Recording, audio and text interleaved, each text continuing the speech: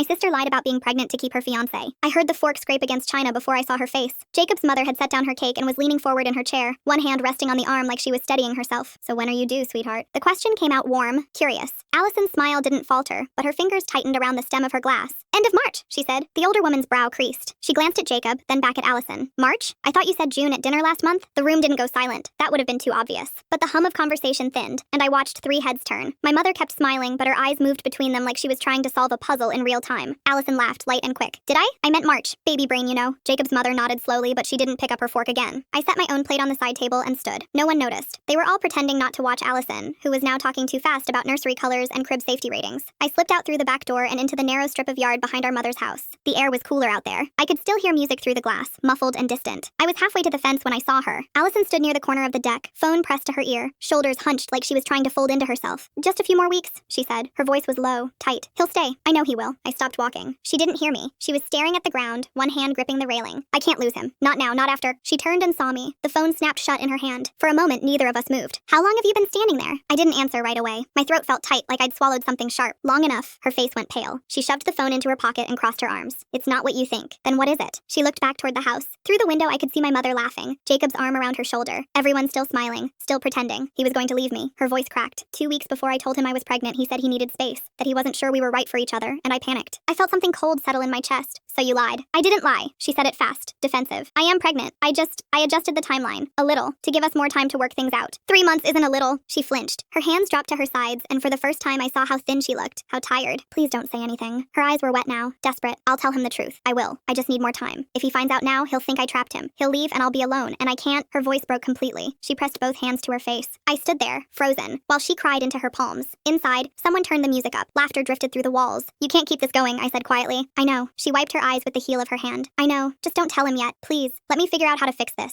I wanted to say no. I wanted to walk back inside and pull Jacob aside and tell him everything, but she was my sister, and she was looking at me like I was the only thing standing between her and total collapse. Okay. The word came out before I could stop it. She exhaled, shoulders sagging with relief. Thank you. I swear I'll handle it. I promise. She went back inside first. I stayed in the yard staring at the fence, trying to convince myself I'd made the right choice. I didn't hear from her for 2 days. No texts, no calls. Then my phone lit up with a notification. Allison had posted a photo of a pastel-colored onesie laid flat on her bed. Caption reading, "Can't wait to meet you, little one. Trusting the process." Within minutes, my mother had commented 3 times. Heart emojis, praying hands, a paragraph about how proud she was. I stared at the screen until it went dark. The following afternoon, I stopped by the house to drop off a box of old baby clothes my mother had pulled from the attic. Allison answered the door in leggings and an oversized sweater, hair tied back, face carefully neutral. Thanks, she said, taking the box without meeting my eyes. Can we talk? I'm kind of busy. Allison, she sighed and stepped aside. I followed her into the living room. The space was cluttered with half-assembled furniture and stacks of pastel gift bags. A crib frame leaned against the wall, still in its packaging. She set the box down and turned to face me, arms crossed. What? You're still doing it. Doing what? Posting, pretending. You said you'd figure it out. Her jaw tightened. I am figuring it out. By lying more? By keeping my family together. Her voice was sharp now, defensive. You don't know what it's like. You've never had to fight for someone to stay. I felt the words land like a slap. She saw it too, but she didn't take it back. Jacob loves you, I said quietly. If you just told him the truth, he'd leave. She said it flat, certain. He was already halfway out the door before I told him I was pregnant. You think honesty is going to fix that? I think lying is making it worse. She laughed, bitter and sharp. Of course you do. You've always been like this.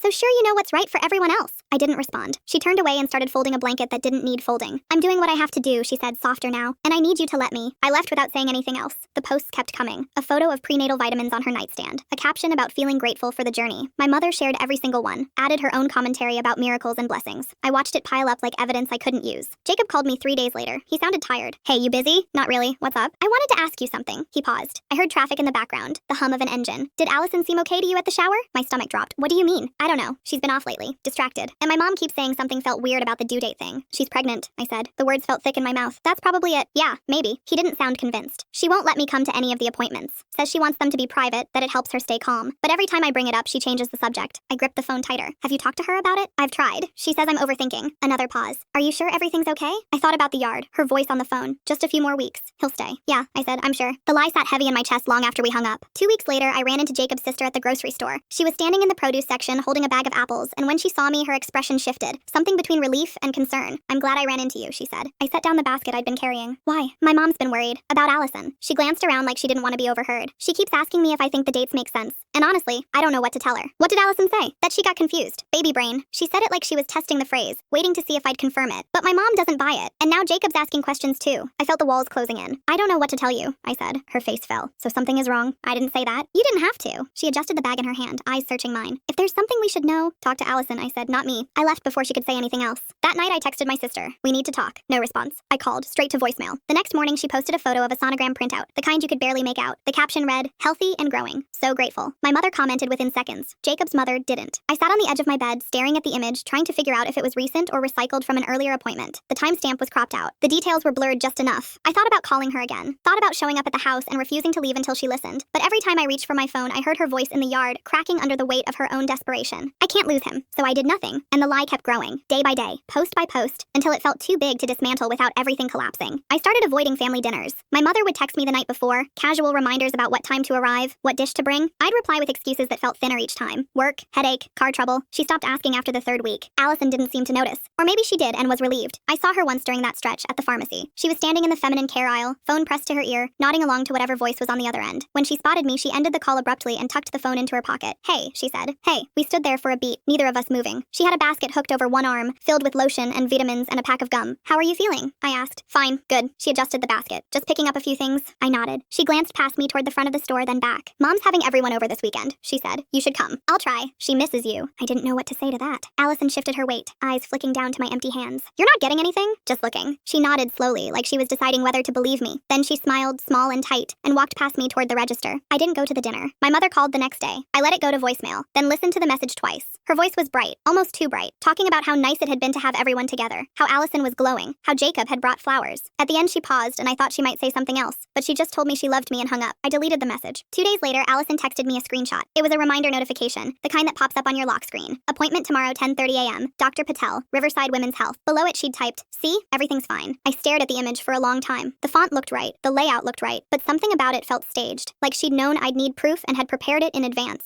I didn't reply. She called an hour later. Did you see it? Yeah. So you can stop worrying now. I pressed my thumb against the edge of the phone hard enough to leave a mark. I'm not worried. Yes, you are. You've been weird for weeks. Her voice had an edge to it, impatient. I'm doing everything right. I'm going to my appointments. I'm taking care of myself. I don't know what else you want from me. I want you to tell the truth. Silence. Then she laughed, sharp and humorless. Wow. Allison? No, I get it. You think I'm some kind of liar. You think I'm making all of this up. I didn't say that. You didn't have to. Her voice cracked. You're my sister. You're supposed to be on my side. I am on your side. Then act like it. The line went dead. I sat there holding the phone, staring at the black screen, feeling the weight of everything I wasn't saying pressed down on my chest. The following week, my mother called again. This time I answered. Sweetheart, I need a favor. I closed my eyes. What kind of favor? Allison has an appointment Thursday morning and Jacob's working. I was going to go with her, but I have that meeting I can't move. She sounded apologetic, almost pleading. Could you take her? I'd feel so much better knowing she's not going alone. Every part of me wanted to say no, but I heard myself say, okay, thank you, she'll be so relieved. I wasn't sure that was true. Thursday morning, I pulled up outside Allison's house at 9:45. She was already standing on the porch, purse slung over her shoulder, sunglasses covering half her face. She got in without a word and buckled her seatbelt. Thanks for doing this, she said. We drove in silence. I kept my eyes on the road, hands tight on the wheel. She stared out the window, one hand resting on her stomach in a way that looked practiced. You didn't have to come, she said after a while. Mom asked me to? Right, she shifted in her seat. Well, thanks anyway. I didn't respond. When we reached the Riverside Medical Plaza, I pulled into a space by the south entrance. Orange fencing and a plywood wall covered the suite, labeled Riverside Women's Health. Allison pointed toward the far side of the plaza. The lab is around the back. They've been routing patients there while they renovate. She unbuckled. You don't have to come in. I know. I'll text you when I'm done. She slipped out and rounded the corner, out of sight. I sat there with the engine off, windows cracked, waiting. 20 minutes passed, then 30. I checked my phone twice. No messages. At 45 minutes, I started to wonder if she'd slipped out a side exit, if she'd called someone else to pick her up, if this whole thing had been another performance. Then my phone buzzed. Almost done. 5 more minutes. I set the phone down and stared at the plaza walkway. She came out 12 minutes later, sunglasses back on, walking at a normal pace. She got in the car and buckled up without looking at me. How'd it go? I asked. Fine. Everything's fine. She pulled out her phone and started scrolling. Baby's healthy. Right on track. I started the engine. That's good. We didn't talk the rest of the drive. When I dropped her off, she thanked me again, voice flat, and went inside without waiting for a response.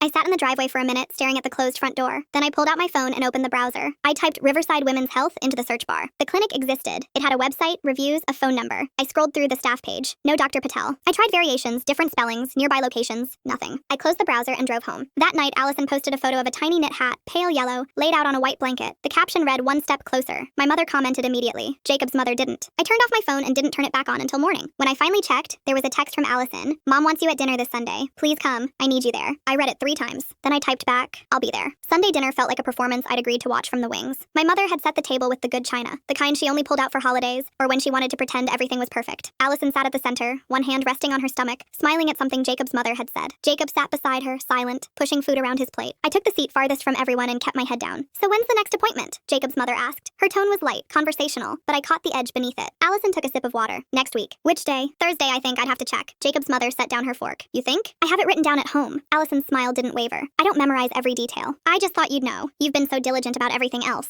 My mother cut in, voice bright. She's been wonderful. So responsible. I'm so proud of her. Jacob's mother nodded slowly, eyes still on Allison. I'd love to meet your doctor. Dr. Patel, right? I've heard such good things about Riverside. Allison's hand tightened around her glass. It's not really necessary. I'd just feel better. You know, having another set of ears in the room. Sometimes they talk so fast, all that medical jargon. She smiled. I could come with you next time. I appreciate that, but I'm fine. I insist. The word hung in the air. My mother glanced between them, smile faltering. Jacob stared at his plate. Allison set down her glass, movements deliberate. I don't need you there. Jacob's mother leaned back in her chair. I'm just trying to be supportive. You're being invasive. Allison. My mother's voice carried a warning. She's trying to help. I don't need help. I need people to respect my privacy. Jacob's mother's face went tight. Privacy? You're carrying my grandchild. And it's my body, my pregnancy, my choice who I bring to my appointments. The silence that followed felt like glass about to shatter. My mother reached for her wine. Jacob pushed his chair back slightly as if preparing to leave. I think, Jacob's mother said carefully, that I have a right to be involved. Allison stood. I think you need to back off. She left the table. A moment later, we heard the bathroom door close, the lock click into place. My mother set down her glass. She's under a lot of stress. The doctor said stress isn't good for the baby. Jacob's mother didn't respond. She folded her napkin, placed it beside her plate, and stood. We should go. Jacob rose without a word. They left through the front door. My mother didn't try to stop them. I stayed seated, staring at the abandoned plates, the half-eaten food, the empty chair where Allison had been. My mother finally looked at me. You've been quiet, just listening. You think I'm wrong? Defending her? I didn't answer. She sighed. She's your sister. She needs us right now. I know. Then why do you look at her like that? Like what? Like you don't believe her. I stood and started clearing plates. My mother watched me for a moment, then got up and went to check on Allison. I washed dishes in silence, water scalding, soap suds clinging to my hands. Through the wall I could hear muffled voices, my mother's soothing tone, Allison's clipped responses. When they came back out, Allison's eyes were red. She didn't look at me. I'm going home, she said. My mother hugged her. Call me if you need anything. Allison nodded and left. I dried my hands. My mother stood in the doorway, arms crossed, staring at nothing. She's falling apart, she said quietly. Maybe she needs to. She turned to me. What does that mean? Nothing. No, say it. You always do that. You pull away right when we need you. I didn't respond. I grabbed my coat and left. 3 days later, Jacob called me. I almost didn't answer. His name on my screen felt like an accusation, a demand I wasn't ready to meet, but I picked up. Hey, he said. Can I ask you something? Sure. Do you know when Allison's next appointment is? I hesitated. Thursday, I think. Yeah, that's what she told me. He paused. I want to go with her. I tried asking, but she keeps saying no. Says I'll make her nervous. Maybe she just wants space. Maybe. Or maybe she doesn't want me there. Another pause. I don't know what I did wrong. I closed my eyes. You didn't do anything wrong. Then why does it feel like she's shutting me out? I didn't have an answer for that. Look, he said. I know this is weird, but could you give me a ride? To the clinic. I just want to be there when she comes out. Surprise her? Show her I care. My stomach dropped. I don't think that's a good idea. Why not? She asked for privacy. You should respect that. He wasn't wrong, but he wasn't right either. Please, he said. I just need to see her, to know she's okay. Instead, I said, okay. Thursday morning, I picked him up at 9. He got in with a bouquet of white roses, the kind Allison had carried at her engagement party. He set them carefully on his lap. Thanks for doing this, he said. I didn't respond. We drove in silence. He stared out the window, fingers tapping against the stems. I kept my eyes on the road, heart pounding, palms slick against the wheel. When we pulled into the parking lot, I felt the wrongness of it immediately. The building was dark, no cars in the lot, no lights in the windows. Jacob frowned. Is this the right place? I checked the address on my phone. Yeah, he unbuckled and got out. I followed. We walked up to the entrance. A sign on the door read, closed for renovations, reopening March 2025. Jacob stared at it. This doesn't make sense. I said nothing. He pulled out his phone, scrolling quickly. Riverside Women's Health. This is the address. He looked up at the building, then back at his phone. Why would she come here if it's closed? I felt the weight of everything I'd been carrying settle in my chest like stone. Maybe she got the location wrong, I said. She's been coming here for months. His voice was rising. She wouldn't get it wrong. He turned to me. Did you bring her here when my mom couldn't? I nodded. And you didn't notice it was closed? She went inside. Into a closed building. He stared at me, realization spreading across his face like a stain. You knew. I didn't. You knew and you didn't tell me. I wasn't sure. Bullshit. He stepped back. How long? Jacob. How long have you known? I looked at the closed doors, the empty lot, the roses still clutched in his hand. Since the baby shower, I said. He didn't say anything, just stood there, bouquet hanging limp, staring at the building like it might offer an explanation. Then he dropped the flowers and walked back to the car. We drove back in silence.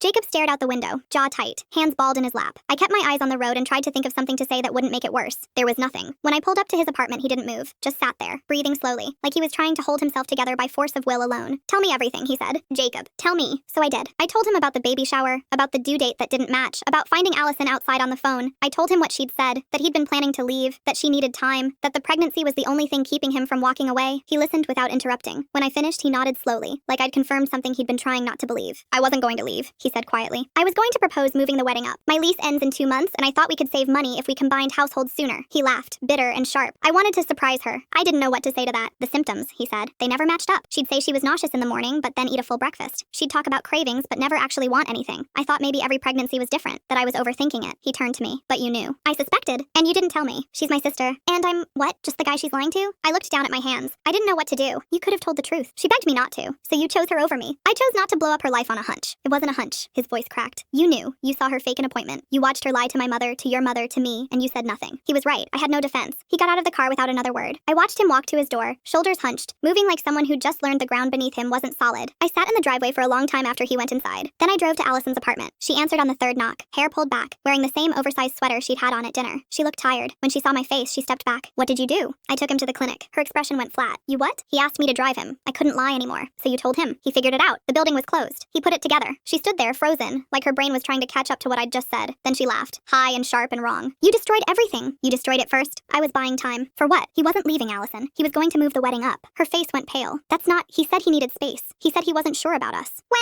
Last year, before the engagement, he said he needed to think. And then he proposed. Because I told him I was pregnant. The admission hung between us like smoke. I stepped inside and closed the door. So there never was a baby. She didn't answer. Allison, there was. Her voice was small. For a while. I found out right after he proposed. I thought it was a sign that we were meant to be. But then I lost it, 6 weeks in, and I didn't know how to tell him. So you just kept pretending. I didn't know what else to do. She sat down on the couch, hands shaking. If I told him the truth, he'd think I trapped him. He'd leave, and I couldn't. I can't lose him. You already did. She looked up at me, eyes red. Because of you. No, because you lied. I was going to tell him. I just needed more time. Time for what? To fake a miscarriage? To pretend the baby came early and died? What was the plan, Allison? I sat down beside her. You need help. I don't need a lecture. I'm not lecturing. I'm saying you need to talk to someone. A therapist. Someone who can help you figure out why you did this. I know why I did it. I love him. I didn't want to lose him. So you lied to him for months. You lied to Mom, to his family, to me. You made everyone complicit in something that was never real. She wiped her eyes. You don't understand. Then explain it to me. She was quiet for a long time. When she finally spoke, her voice was barely audible. Everyone leaves. Dad left. My first boyfriend left. My college roommate left. Everyone I get close to finds a reason to go. And I thought if I could just make him stay long enough, he'd see that I'm worth it, that I'm enough. You can't trick someone into loving you. I wasn't tricking him. I was giving us a chance. Built on a lie. She looked at me, face crumpling. I didn't know what else to do. My phone buzzed. A text from my mother. Where are you? Jacob's mother just called. She says the wedding is off. What happened? I showed Allison the screen. She closed her eyes. She's going to hate me. Probably. You too. Maybe. She leaned back against the couch, arms wrapped around herself. I'm sorry. Don't apologize to me. Apologize to Jacob. He won't talk to me. Try anyway. She nodded, but I didn't believe her. I left her there and drove home. My mother was waiting in the driveway, arms crossed, face tight with anger. I told him the truth. You had no right. He had a right to know. She's your sister. You're supposed to protect her. I did. I kept her secret for weeks. I watched her lie to everyone and I said nothing. But when he asked me to drive him to the clinic, I couldn't do it anymore. I couldn't keep lying for her. My mother's face went red. So you destroyed her engagement. She destroyed it herself. She's pregnant. She's vulnerable. She needs us.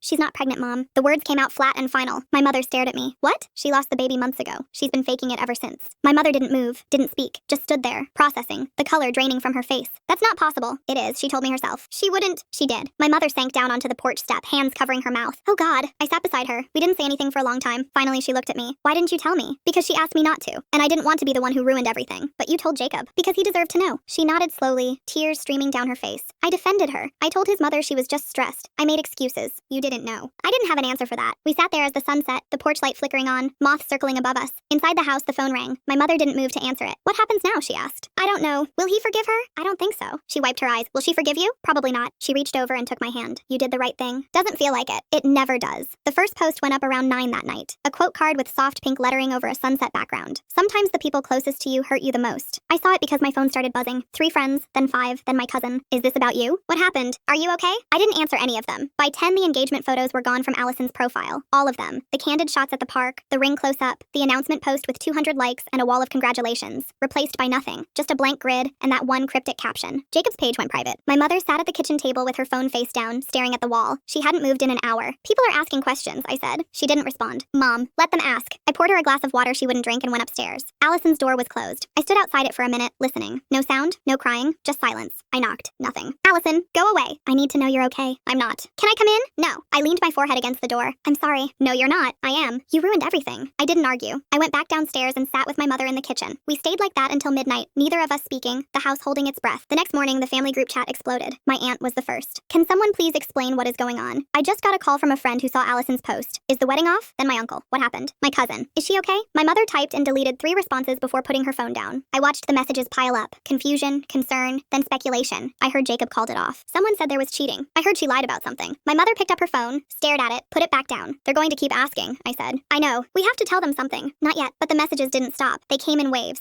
Some people reached out privately. Others posted vague, supportive comments on Allison's page. A few unfollowed Jacob entirely, assuming he was the villain. By noon, my mother's best friend called. I heard her voice through the speaker, high and frantic. What is happening? Allison won't answer and people are saying terrible things. My mother's hand shook as she held the phone. She lied about being pregnant. Silence on the other end. She lost the baby early on and didn't tell anyone. She kept pretending. For months. Oh my god. Jacob found out yesterday. He ended it. How did he find out? My mother looked at me. My other daughter told him. I heard the sharp intake of breath. Then the line went quiet for a long time. I have to go, my mother said and hung up. She looked at me. It's going to get worse. She was right. By evening, the family group chat had split into factions. Half the family thought I'd betrayed Allison. The other half thought she'd brought it on herself. No one could agree on who was the villain. You don't air family business to outsiders. Jacob wasn't an outsider. He was going to be family. She's your sister. You're supposed to protect her. Protect her from what? The consequences of her own choices? She was scared. She made a mistake. She lied for months. That's not a mistake. My phone buzzed with private messages. Some supportive, some furious. My aunt sent a paragraph about loyalty. My cousin sent a heart emoji. My uncle didn't send anything. I turned off notifications and went upstairs. Allison's door was still closed. I knocked again. This time she opened it. Her face was swollen, eyes red, hair tangled. She looked like she hadn't slept. They all know, she said. Yeah, Mom told them. They were going to find out anyway. She laughed, hollow and bitter. Everyone thinks I'm a monster. They think you made a mistake. Same thing. It's not. She leaned against the doorframe, arms crossed over her chest. Jacob's mom called me. I waited. She said I was manipulative, that I trapped her son, that she's glad he got out before it was too late. Her voice cracked. She said I need professional help. Maybe she's right. Allison's face twisted. You think I'm crazy too? I think you're hurting. And I think you need to talk to someone who can help you figure out why you did this.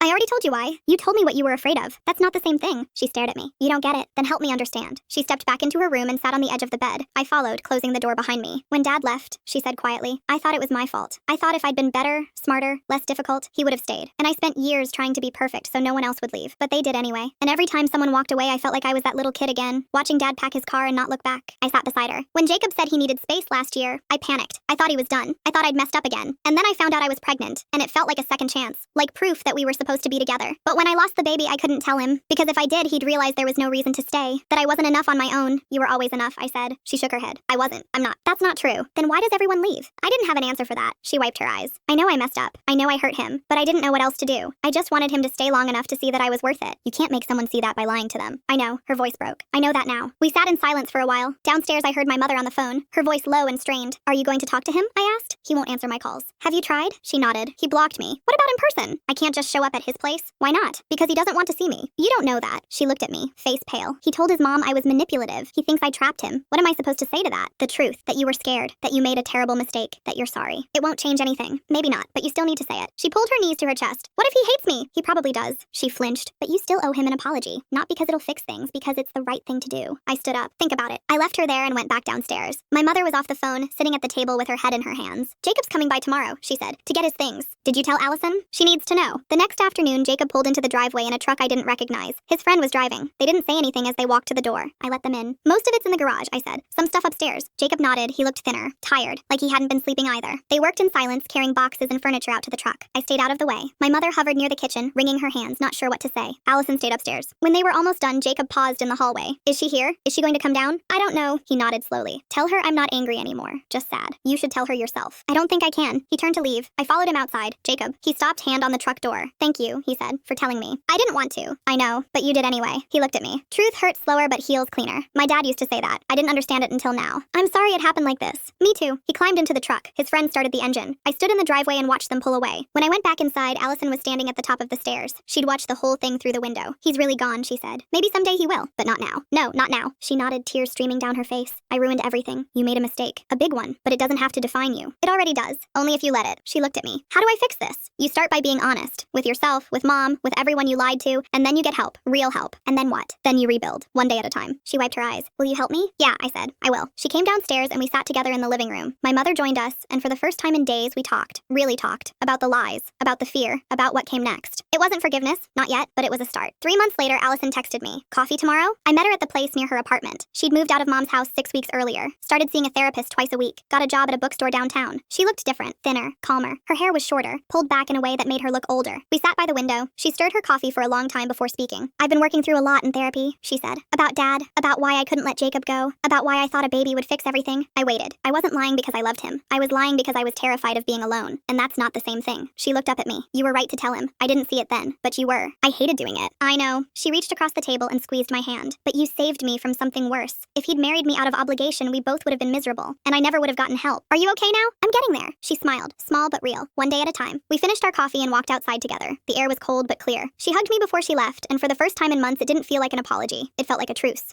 Thanks for watching. Don't forget to subscribe, like, and drop your favorite part in the comments. See you in the next one.